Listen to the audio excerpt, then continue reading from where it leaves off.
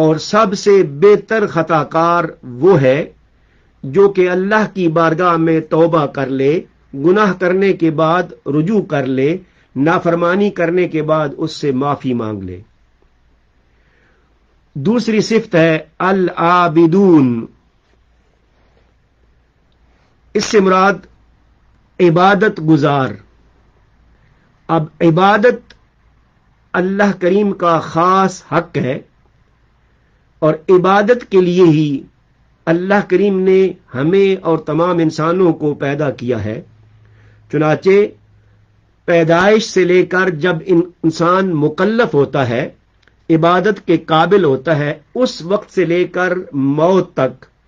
انتہائی عجز و انکساری اور تذلل سے، عاجزی سے، تواضع سے اللہ تعالی